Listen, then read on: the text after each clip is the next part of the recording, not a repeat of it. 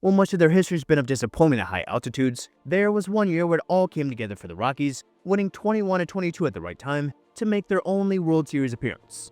So let's look at how Rocktober came to be. Totally sports-esque. Majorly.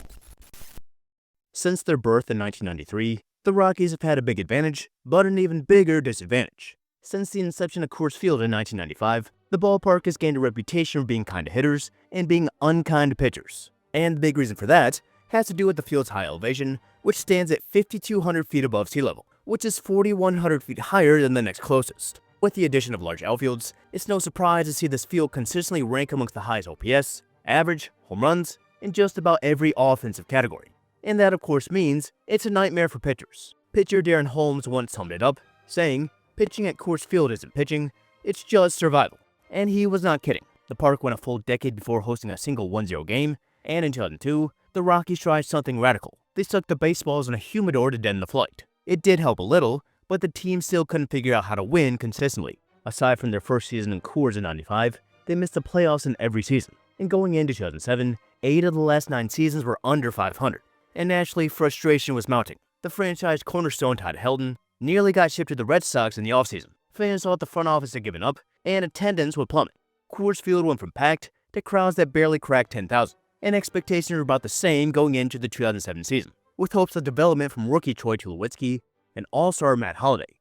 The Rockies started the year in familiar territory, stuck around 500, and not really relevant, but by September, they were hanging around the edges of a tight NL playoff race.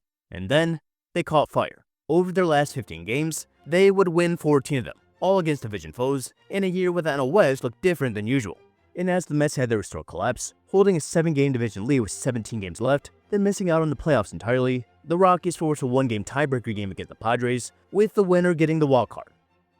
On the mound for this game, it wasn't really an even matchup, as the Padres sent out Jake Peavy, the eventual 2007 Cy Young, and the Rockies countered with Josh Fogg, a journeyman pitcher nicknamed the Dragon Slayer by his teammate Matt Holliday, because of his uncanny ability to rise up in big games against star pitchers.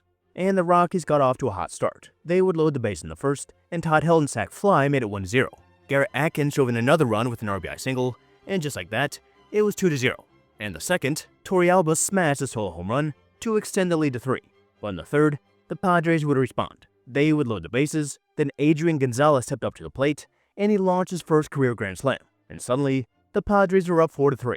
Khalil Green then singled, Josh Barr doubled, and Brady Clark would ground out to bring home another run. In the blink of an eye, the Padres were up 5-3, but the Rockies would not go away. In the bottom of the third, Todd Helton would answer with a solo shot. Things would settle down to the 5th, when with 2 outs, Troy Tulowitzki would double, and Matt Holliday would drive him in with a single to tie things at 5. And the 6th, pinch hitter Seth Smith tripled, and he came home on a Matsui sac fly to put the Rockies up by 1. And the drama only escalated in the late innings. In the bottom of the 7th, Atkins looked to have a home run, but the umpires ruled the ball hit the padding below the line, and they would call it a double. The Rockies did not capitalize, and the missed chance came back to bite them when in the top of the 8th, Jeff Bloom singled, moved to second on a wild pitch, and he would later score on a double. And just like that, the game was tied at 6. And for Rockies closer Brian Fuentes, it was the 7th blown save of the season. And after no runs were scored in the 9th, things went to extra innings. Neither team could break through until the top of the 13th, when Scott Hairston crushed a 2-run home run to left. And the Padres now had an 8-6 lead, just 3 outs away from the postseason, and they were in good shape as they turned to their future Hall of Fame closer in Trevor Hoffman. But the Rockies refused to die. Matsui doubled, Troy Tulowitzki doubled, then Matt Holliday would hit a triple. In just a few pitches, Trevor Hoffman had a blown save, and the game was tied. After an intentional walk to Todd Helton, Jamie Carroll stepped to the plate, and he would hit a fly ball to right. Holliday tagged from third, he barreled down the line, and slid headfirst into home. Michael Barrett tried to block the plate, and Holliday was called safe. As the Rockies walked off, with Coors Field erupting, as the Rockies were now heading to the playoffs. But almost immediately, controversy surrounded the final play, as we wonder if Holliday actually touched home plate. It's still hard to tell on the replay, and many people will say different things, but without replay, there was nothing the Padres could do. And for the first time in 12 years, the Rockies were heading to the postseason. They rolled into the NLDS against the Phillies, this being Phillies' first postseason appearance since 1993. And of course, Citizens Bank Park was loud. On the mound, it was Jeff Francis against Cole Hamels. Both started strong, but the Rockies quickly struck in the second. Todd Helton in his first career postseason at-bat ripped a triple to center field. Garrett Atkins doubled him home, Torrealba fouled with an RBI single, and after 2 base-loaded walks, the Rockies built a 3-0 lead that they never gave back. Hamels would settle down, but the damage was done. Francis outdueled Hamels, and Manny Corpus nailed down the save as the Rockies took Game 1 4-2. Game 2 saw an explosion from the Rockies offense. Tulowitzki and Holliday went back-to-back in the first, but Jimmy Rollins answered right away with a leadoff homer and later a 2-run triple to give the Phillies a 3-2 lead. But that lead didn't last long. In the fourth, Kaz Matsui crushed a 2-out grand slam off Kyle Loesch. The Rockies then piled on with Torrealba's 2-run double and Holliday's RBI knock, eventually putting up 10 runs in a 10-5 rout. Matsui finishing a single shot of the cycle. And now up 2-0, the Rockies headed home to Coors Field, needing just one more win. Game 3 turned into a pitcher's duel. Jamie Moyer gave the Phillies 6 strong innings, while the rookie Ubaldo Jimenez mashed him with 6 shutout frames. The Rockies finally broke through in the 5th, when Torrealba singled, moved up on a bunt, and scored on Matsui's triple. But the Phillies responded, with Shane Victorino launching a solo shot in the 7th to tie the game. For a moment, it looked like the Phillies might extend the series. But the Rockies' bullpen shut the door. In the 8th, 3 straight 2-out singles, capped by Jeff Baker's RBI knock, put the Rockies ahead. Brian Fuentes hit in the 8th, and Manny Corpus left down the save, and the Rockies completed the sweep with a 2-1 win, shocking the Phillies in just 3 games, winning 17 of the last 18, while showing no signs of slowing down. In the NLCS, the Rockies were up against the Arizona Diamondbacks, who of course just won the National League West. Game 1 was a matchup of the Aces, with Brandon Webb against Jeff Francis, and the Diamondbacks struck first when Eric Burns had an RBI double, but Francis stayed steady, and the Rockies answered back. In the second, the Rockies would load the bases and tied the game on a Troy Tulowitzki double play. In the very next inning, Willie Tavares singled, stole second, and scored on a Kaz Matsui RBI single. And then came the big blow. Brad Hopp's 2-run single made it 4-1, and from there, Francis carried the load, throwing 6.2 innings of 1-run ball, as the Rockies added another run in the 7th thanks to an error, when Manny Corpus got another save, and the Rockies took Game 1 5-1. Game 2 was much tighter. The Rockies struck first when Todd Helton scored on Torrealba's single, but the Diamondbacks tied it when pitcher Doug Davis doubled and scored on a hit by Chris Young. The Rockies would take a 2-1 lead in the 5th after a Todd Helton sac fly, and that 2-1 score remained until the bottom of the 9th when Manny Corpus hit Chris Young with a pitch. Then on a fielder's choice, a throwing error by Kaz Matsui led the tying run score. But in the chaos, Stephen Drew wandered too far off second, and Troy Tulowitzki would tag him out. A blunder, but the game was tied and heading to extra innings. After a scoreless 10th, the Rockies would break through. With the bases loaded, Willie Tavares threw a 2-out walk against Jose Valverde, forcing in the go-ahead run. Ryan Spear came on for the save, and just like that, the Rockies were again up 2-0, heading home to Coors Field. Game 3 in Denver was played in the rain, but that did not cool down the Rockies. Matt Holliday homered in the first to give them a quick lead, but Mark Reynolds' home run in the 4th would tie the game at 1 until the real dagger came in the 6th. Torrealba worked an 8-pitch at-bat before crushing a 3-run home run to left. Josh Fogg handled 6 strong innings, and Manny Corpus slammed the door again as the Rockies took it 4-1, now needing just one win for their first pennant.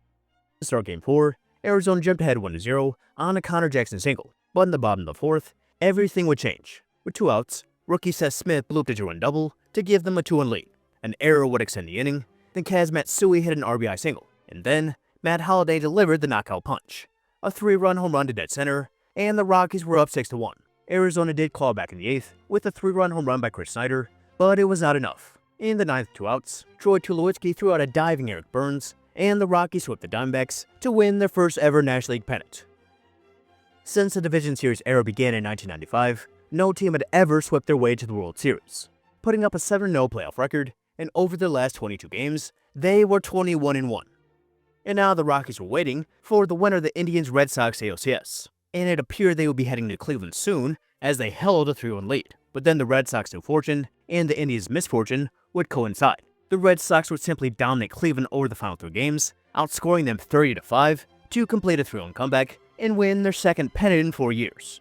Another case of a team on an absolute roll, and the worst that can happen for them is a break, which the Rockies had to deal with as the Red Sox went 7 games. And in the World Series, it would really show itself. The Red Sox would simply overwhelm the Rockies, and it started from the get-go with Dustin Pedroia leading off with a home run over the Green Monster, as Josh Beckett struck out 9, and the Red Sox cruised to a 13-1 win, setting a series record for runs in the opening game. Game 2 was tighter, with the Rockies having a brief lead in the first, but Kurt Schilling shut them down the rest of the way, while Mike Lowe's RBI double broke the tie, with Jonathan Papelbon picking off Matt Holliday before securing a save, as they won 2-1 to go up 2-0. In Game 3, it brought the first World Series game in Colorado, lasting a record 4 hours and 19 minutes. Boston's 6-run third and Daisuke Matsuzaka's 2-run single would build an early cushion. Matt Holliday's 3-run home run would keep it close, but Jacoby Ellsbury and Dustin Pedroia's late doubles would ice a 10-5 win. In a night full of milestones, with Jacoby Ellsbury's 4 hits, Dustin Pedroia's 3, Daisuke Matsuzaka becoming the first Japanese pitcher to win a World Series game, and Boston tying the record for doubles, as they had built a 3-0 lead. And in Game 4, Mike Lowell continued his heroics, hitting a home run, a double, and driving in 2, while Bobby Kilty's pinch hit blast in the 9th gave the Red Sox insurance as they would win 4-3. Jonathan Papelbon getting the last out past midnight as they would complete the sweep. The Rockies went error-free in the series, but the Red Sox were simply too much. So Rocktober came to an end in sad fashion, but it was still one of the best runs in baseball history, looked upon even more fondly now by fans, as aside from the 2018 wildcard game, the Rockies have not won a playoff series since. And after losing 119 games this year to just avoid being on the wrong side of history, they are obviously in a bad spot. But what really led to the Rocktober run was the pitching. An obvious struggle for the Rockies since their founding, they were locked down here. During their stretch of winning the last 12 of 13, the staff had an ERA just over 3, after having a 4.32 ERA over the season. They then carried a 2.42 ERA over the NLDS and NLCS, including allowing just 6 runs over their 3 games at home. So if a real Rocktober were to repeat, it's completely reliant on the pitching, as the offense will more than likely be there. But for now, they will just have the memories of the 2007 Rockies that came out of nowhere, immortalized with a banner at the world's largest outdoor bar where they play baseball.